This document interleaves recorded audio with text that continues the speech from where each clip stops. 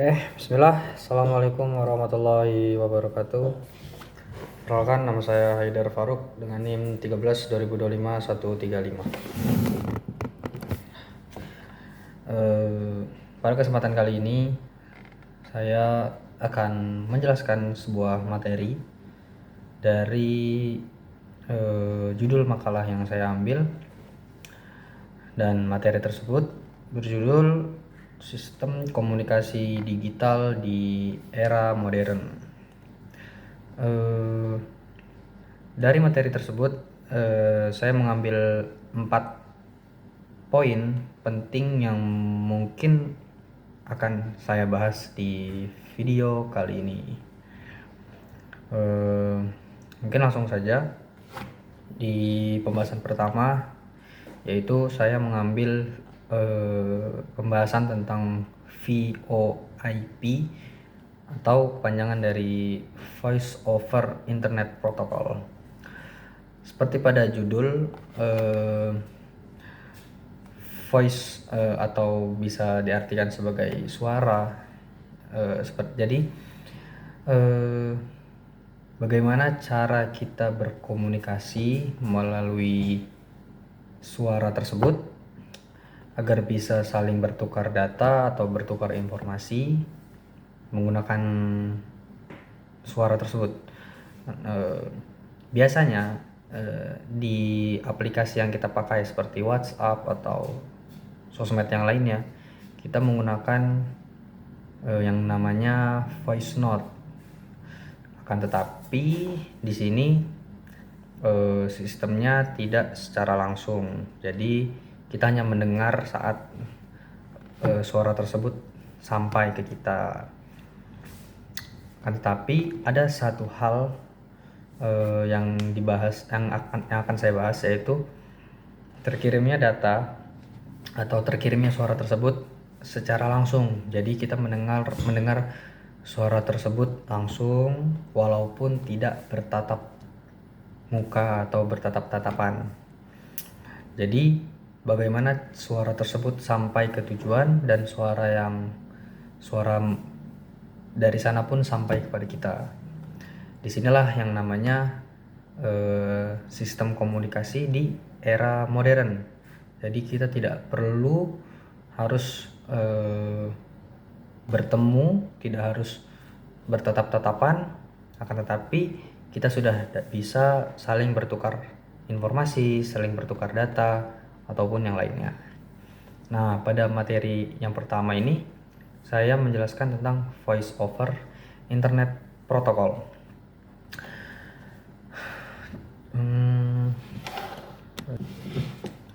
Semakin berkembangnya zaman, tentu voice over ini, VoIP ini sangat kita butuhkan, karena mungkin kita membutuhkan ketepatan waktu atau ketepatan saat suara tersebut sampai kepada kita, tidak menunggu terkirimnya atau tidak perlu menunggu dahulu sebelum suara tersebut sampai kepada kita. Nah, akan tetapi dari segala kemudahan dan segala kelebihan dari VoIP ini, terdapat beberapa kekurangan yang tentu saja antara lain seperti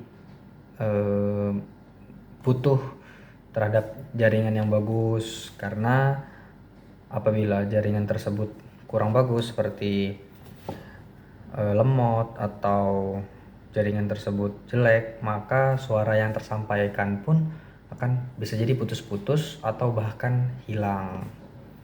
Jadi dibalik kelebihan dan manfaat dari VoIP tersebut, ada kekurangan yang sangat harus diperhatikan, yaitu terkendalanya VoIP tersebut dengan sinyal atau jaringan.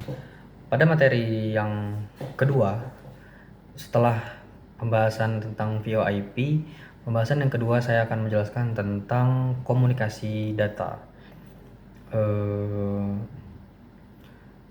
Seperti pada pembahasan pertama, kita menginginkan agar data tersebut tidak perlu harus bertatap-tatapan, tidak perlu harus saling bertemu. Jadi kita menginginkan walaupun kita dengan jarak yang jauh pun kita masih bisa bertukar informasi, kita masih bisa berkirim data, dan kita bisa saling berkomunikasi. Itulah yang dibahas pada judul materi ini, yaitu sistem komunikasi digital di era modern. Karena semakin berkembangnya zaman, otomatis kita pun harus berkembang dalam masalah berkomunikasi. Nah, pada materi yang kedua, saya mengambil pembahasan tentang komunikasi data. Yang perlu saya bahas, bagaimana data tersebut terkirim ke tujuan. Apakah langsung terkirim begitu saja atau ada proses di balik itu. Cara kita berkomunikasi tidak harus suara, akan tetapi bisa berupa file, gambar, atau teks, atau yang lainnya. Nah, misalkan kita mengirim sebuah gambar, jika kita ingin mengirimkan gambar tersebut dari A ke tujuan B, maka saat dikirimnya data tersebut bukan berarti data tersebut terkirim dalam bentuk gambar utuh, akan tetapi diubah dahulu ke dalam bentuk digital, akan dipecah menjadi paket-paket kecil di dalam sistem tersebut. Kemudian setelah data tersebut sampai ke tujuan, barulah paket tersebut disusun ulang menjadi paket yang utuh, yaitu gambar tersebut. Begitulah cara data bekerja atau data terkirim dari A ke tujuannya, yaitu tujuan B. Pada pembahasan yang ketiga, saya akan membahas tentang IP atau Internet Protocol. Kenapa saya mengambil pembahasan tentang IP? Karena kita tidak akan bisa mengirim sebuah data tersebut tanpa kita tahu pengirim dan alamat tersebut. Jika kita tidak mengetahui alamat ataupun data dari tujuan kita, maka paket atau data yang kita kirimkan pun akan nyasar atau akan terkirim ke tujuan yang lain.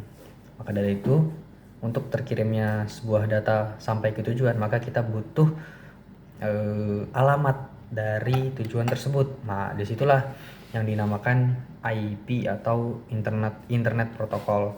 Jadi dari pengirim ataupun penerima masing-masing mempunyai IP mereka masing-masing. Dan mungkin di zaman ini terdapat dua IP, yaitu IP versi 4 dan IP versi 6 yang terbaru. Mengapa dibuatnya IP versi 6? Dikarenakan IP versi 4 sudah hampir habis penggunaannya, dikarenakan banyaknya teknologi yang dipakai di zaman sekarang. Di IP versi 6 yang terbaru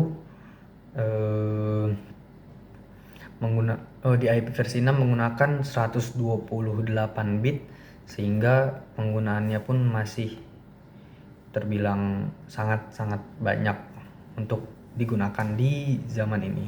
Materi yang terakhir adalah multimedia communication atau berkomunikasi dengan sebuah media. Di zaman modern ini, cara kita berkomunikasi tidak hanya dengan suara saja. Justru dengan sebuah media kita jadi lebih mudah untuk berkomunikasi. Maksudnya lebih mudah adalah lebih mudah dipahami, karena tidak semua orang, tidak semuanya paham apa yang kita sampaikan hanya sebatas suara saja. Maka dengan adanya sebuah media tersebut bisa berbentuk video, foto, ataupun yang semacamnya, akan memudahkan pendengarnya atau yang menyimak lebih mudah dipahami oleh mereka. Baik, mungkin hanya itu saja yang bisa saya sampaikan dari materi yang saya ambil, yaitu sistem komunikasi digital di era modern. Apabila saya ada salah menyampaikan ataupun salah berbicara, saya minta maaf. Saya tutup. Wassalamualaikum warahmatullahi wabarakatuh.